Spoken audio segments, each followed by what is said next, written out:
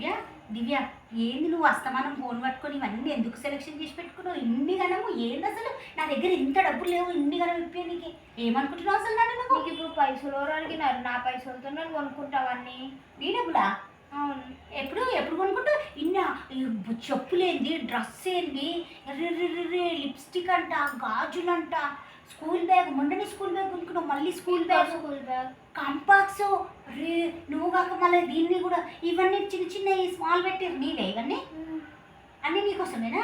మాకోసమే. అమ్మ మీ డబ్బులు మీరు పని చేస్తురా? మీకు డబ్బులు ఎక్కడికి వస్తాయి? రక్షాబంధన్ ఉంది, రక్షాబంధన్కి మాకు అన్నలు ఇస్తారు పైసలు రాఖీ కడితే. అంటే పండగ రాకముందే ఆల్రెడీ డబ్బులు రాకముందే అన్ని చేసి పెట్టేసుకున్నాం అనమాట. ఓహో, ఈ పెద్దవాళ్ళు చెప్తుంటారు మా అమ్మ ఊరికే అనేది ఇంట్లో ఏంది 1000 రూపాయలు సంపాదన ఉంటే 1200 ఖర్చు ఉంది అని. అట్లా పండగ రాకముందే అన్ని ప్లానింగ్ చేసి పెట్టేసుకున్నారు మీరు. ఓహో సరే ఓకే. ఏంది ఏం చేస్తున్నావు? అస్తమానం మా ఫోన్ పట్టుకొని కూర్చుంటున్నావు ఏంది? చదువుకునేది లేదా? మరి ఏదో పోయిన పోగొట్టుకున్నావు దాని లెక్క కూర్చున్నావు.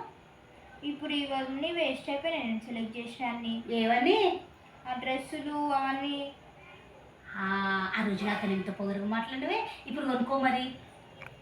అలా హైదరాబాద్ అన్ని వర్షాలు ఫ్లడ్స్ అన్నీ వస్తున్నాయి. ఇంకేం పంపిస్తాం డాడీ మన కాడికి? అవును డాడీ వద్దని చెప్పిండు, ఈసారి ఫోన్లోనే మాట్లాడుకోరు కానీ ఎక్కడికి పోదు రాఖీ పండుగ. ఇంకా పైసలు వచ్చినట్టే మనం కట్టినట్టే కొన్నట్టే. మరి నువ్వేంటో కదే వనవడాలే దేవుడో వనవడాలి అని మొక్కుతావు కదే. రైతుల కంటే ఎక్కువ బిల్డప్ ఇస్తారు వాన కోసం, స్కూల్ హాలిడే కోసం, స్కూల్ సెలవు కోసమా? రైతుల కంటే 10 ఇంతలు వర్షం వర్షం అంటారు కదా, వర్షం పడుతుంది ఇప్పుడు. మంచిగా అయిందా ఇప్పుడు వర్షం? ప్రాబ్లమా? అరే గవర్నమెంట్కి ఎంత లాస్ అయింది నాకు తెలియదు కానీ నాకైతే మొత్తం లాస్ అయింది. సో సాడ్, సారీ, బాధపడకు.